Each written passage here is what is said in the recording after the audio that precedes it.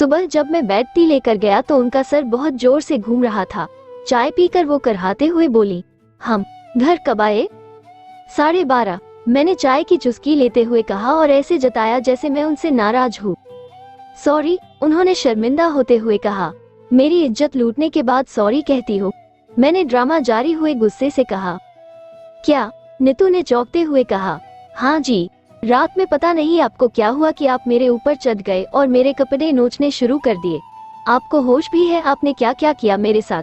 मैंने रोने का नाटक किया, पर नीतू समझ गई थी कि मैं ड्रामा कर रहा हूँ क्योंकि उन्होंने अभी तक कल रात वाले कपड़े पहने थे।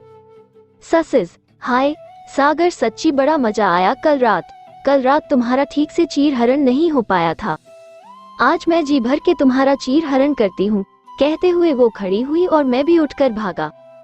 उनको डॉज करते हुए मैं पूरे घर में भाग रहा था और वो भी मेरे पीछे पीछे। कभी सोफे पर चढ़ जाती तो कभी पलंग पर। अचानक ही उन्हें ठोकर लगी और वो मेरे ऊपर गिरी और मैं पलंग पर गिरा। एक पल के लिए दोनों एक दूसरे की आंख में देख रहे थे, पर फिर हम दोनों को कुछ अजीब सा एहसास हुआ। वो उठकर बाथरूम में चली गई और मैं उठकर बालकनी में आ गया। मन में अजीब सी तरंगें उठ रही न थी, पर मैं उन तरंगों को प्यार का नाम नहीं देना चाहता था, इसलिए अपना ध्यान वापस काम में लगा दिया। दिन हंसी खुशी से बीत रहे थे और हमारा ये हंसी मजाक चलता रहता था। मेहनत दोनों बड़ी शिद्दत से कर रहे थे और कामयाबी मिल रही थी। जिन कंपनियों के हमें एक क्वार्टर का ही काम दिया था, उन्होंने हमें पूरे साल का काम दे दिया था। यूएस वाला प्रोजेक्ट बड़े जोर शोर से चल रहा था और मैंने नीतू को उसकी प्रेजेंटेशन के काम में लगा दिया। मार्च तक हमें एक और एम्प्लॉई चाहिए था, तो नीतू ने मेरी जिम्मेदारी लगा दी कि मैं इंटरव्यू लूं। आज तक जिसने इंटरव्यू दिया हो उसे आज इंटरव्यू लेने का मौका मिल रहा था। एक्सपीरियंस की जगह मैंने फ्रेशर बुलाए, क्योंकि एक तो सैलरी कम देनी पड़ती और दूसरा वो जोश जोश में परमानेंट जॉब के चक्कर में काम अच्छा करते हैं। नए लड़के को हायर कर लिया गया और उसे काम अच्छे से समझा कर टीम में जोड़ लिया गया। लड़के नीतू से शर्मा करके हंसी मजाक कम किया करते थे, पर मेरे साथ उनकी अच्छी बनती थी और मैं जब उन्हें खाली देखता तो उनकी टांग खिंचाई कर देता था। किसी पर भी गुस्सा नहीं करता था। मैं अच्छे से जानता था कि काम कैसे निकालना है। उनकी खुशी के लिए कभी कभार खाना बाहर से मंगा देता तो वो खुश हो जाया करते। जून में यूएस का प्रोजेक्ट फाइनल हुआ और अब मौका था सेलिब्रेट करने का। अब तो मेरी सेहत भी अच्छी हो गई थी, तो इस बार जमकर दारू पी मैंने। रात के 1 बजे हम दारू के नशे में धुत घर पहुंचे। दरवाजा बंद करके हम दोनों एक दूसरे से लिपट कर सो गए।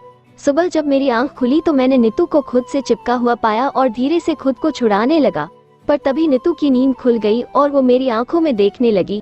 फिर मेरे गाल को चूमकर वो बाथरूम में घुस गई।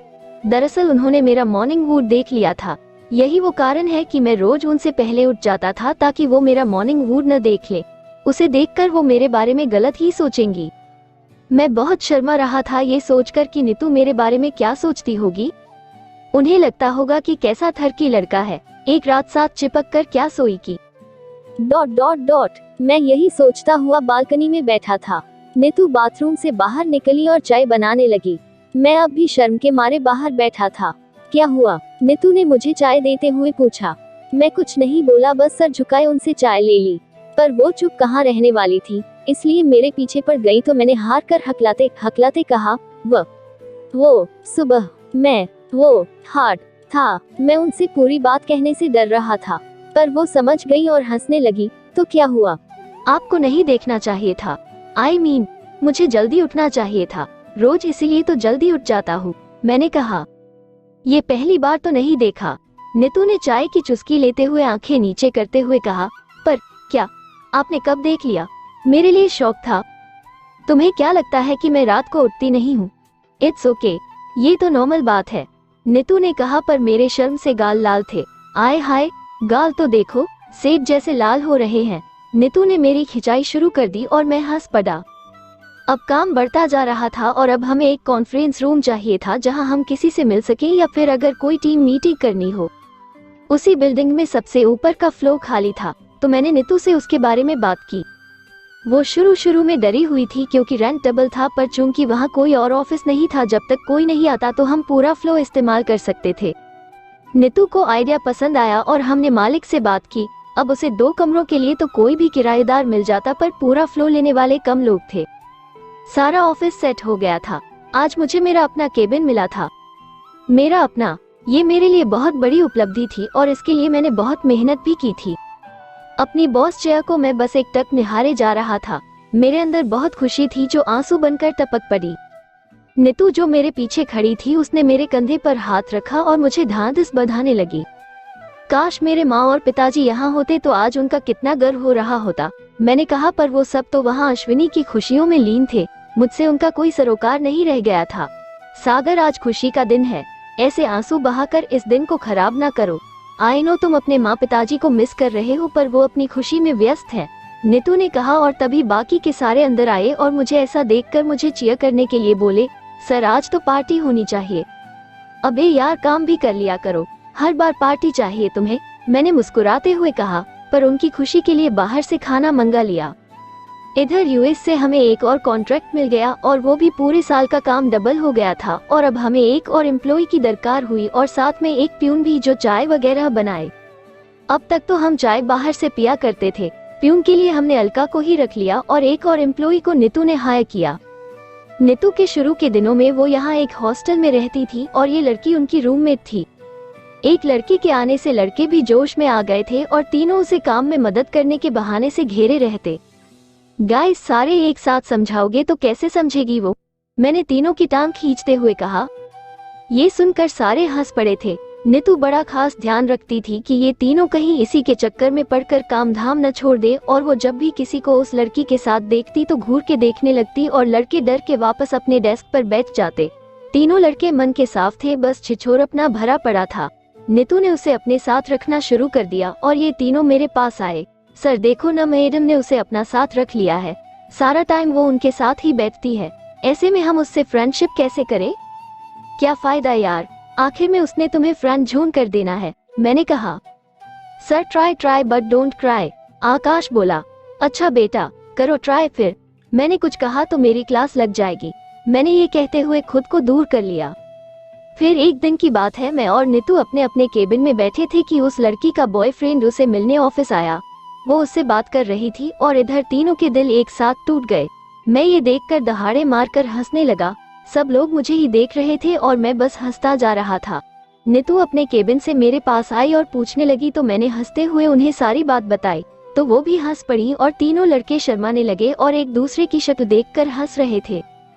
कहा था मैंने इन्हें कि फ्रेंड जोन हो जाओगे, पर नहीं, इन्हें ट्राई करना था, मैंने हंसी काबू करते हुए कहा। क्या सर, एक तो यहाँ कट गया और आप हमारी ही ले रहे हो, आकाश बोला। बेटा भगवान ने दी है ना एक गर्लफ्रेंड, उसी के साथ खुश रहो, अब जाकर पंडित जी के साथ बैठकर GST की रिटर्न फाइनल करके लाओ, मैंने उसे प्यार से ऑर्डर देते हुए कहा और वो भी मुस्कुराते हुए चला गया। नीतू भी बहुत खुश थी क्योंकि उन्होंने मेरी सबके साथ अंडरस्टैंडिंग देख ली थी। ऐसे ही हंसी मजाक में दिन बीते। एक दिन हम दोनों शाम को बैठे चाय पी रहे थे। मैं, यार थोड़ा बोर हो गया हूँ, सोच रहा हूँ कि एक ब्रेक ले लेते हैं। नीतू सच कहा तो बताओ कहाँ चले, कोई नई जगह चलते हैं? मैं, मेरा मन ट्रैकिंग करने को कर है। नीतू वाव। मैं, खीर गंगा का ट्रैक छोटा है, वहाँ चले। नीतू वो कहा है?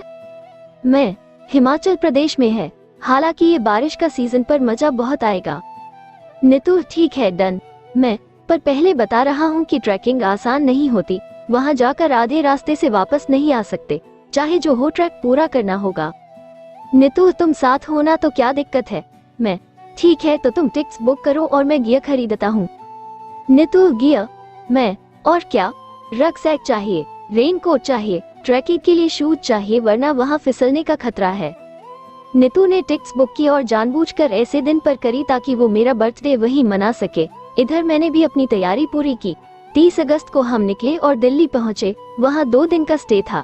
दिल्ली में जो पहली चीज मुझे देखनी थी वो था इंडिया गेट। वहाँ पहुँचकर गर्व से सीना चौड़ा हो गया। अब चूंकि मुझ पर कोई खाने पीने की बंदिश नहीं थी तो मैं नीतू को लेकर निकल पड़ा।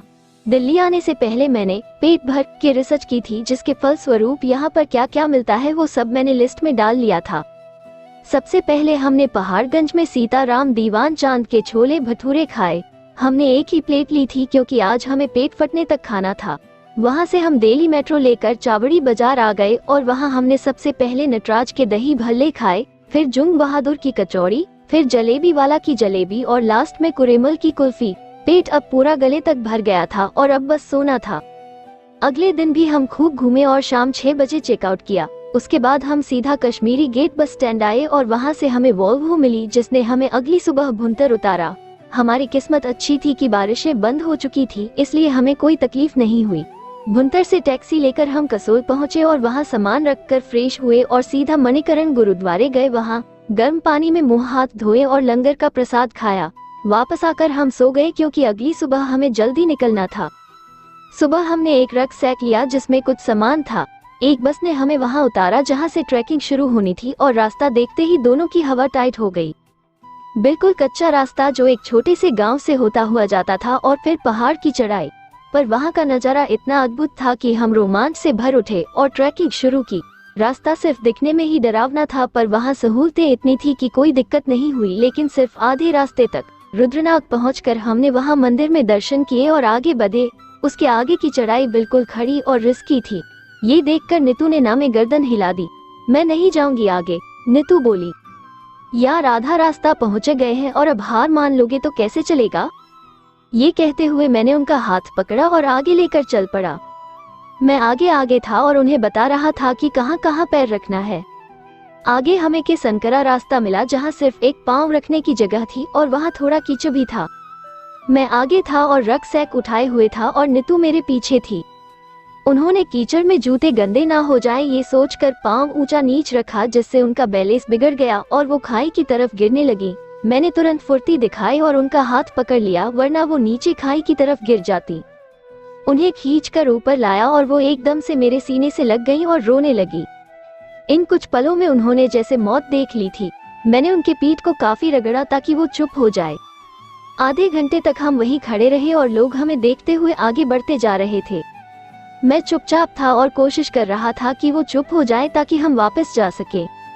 उन्होंने रोना बंद किया और मैंने उन्हें पीने को पानी दिया, फिर खाने के लिए एक चॉकलेट दी और जब वो नॉर्मल हो गई तो चलो कहा वापस चलते हैं। पर वो जानती थी कि मेरा मन ऊपर जाने का है, इसलिए उन्होंने हिम्मत करते हुए कहा, मैंने कहा था ना कि मुझे संभालने के लिए तुम हो, तो फिर वापस क्यों जाएंगे।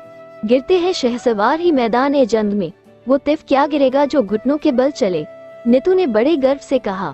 मैंने उनका हाथ पकड़कर उन्हें उठाया और गले लगाया, उनके माथे को चूमते हुए कहा, I am proud of you. हम आगे चल पड़े और बड़ी सावधानी से आगे बढ़े। टाइम थोड़ा ज्यादा लगा पर हम ऊपर पहुंच ही गए। सबसे पहले हमने एक टेंट बुक किया और अपना सामान रखकर फोटो क्लिक करने लगे। आज 2 तारीख थी और नीतू को रात 12 बजे का बेसब्री से इंतजार था। हम दोनों कुर्सी लगाकर अपने ही टेंट के बाहर बैठे थे। अब वहाँ कोई नेटवर्क नहीं था तो हम बस बातों में लगे थे और वहाँ का नज़ारा देखकर प्रफुल्लित थे।